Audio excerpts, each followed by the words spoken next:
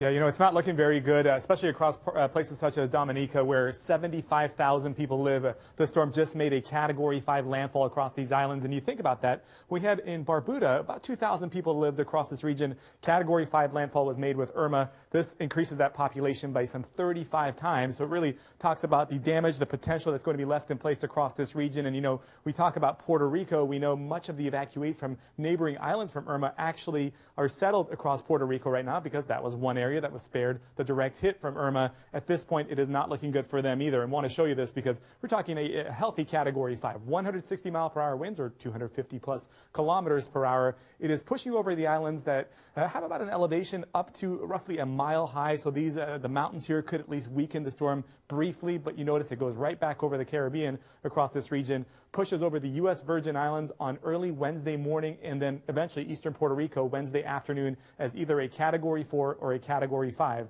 Last time we had a Category 5 in Puerto Rico in the 1920s. Last time anything stronger than a Category 4, the 1930s. So we're talking 8 decades, as Aisha just alluded to there, with a storm of this magnitude that at this point looks to be on a collision course with the islands. And something different with the storm than we saw with Irma is the tremendous rainfall forecast with the storm. So not just a wind maker like Irma was, but add in the water element of this, as much as, say, 500 millimeters could come down across some of these islands. Of course, we know a lot of damage left in place, a lot of people living in tents and not having a roof over their head. This is going to be one of the larger stories associated with this, with hurricane warnings now stretching across the St. Kitts and Nevis into the both U.S. and British Virgin Islands, and then eventually on into Puerto Rico. But notice this could be directly over the U.S. Virgin Islands in the early morning hours of Wednesday. Notice there is the British Virgin Islands where we had direct impacts there with Irma. The storm will kind of approach it on a southern periphery, move over eastern Puerto Rico there on Wednesday afternoon, and then eventually towards the Turks and Caicos, which saw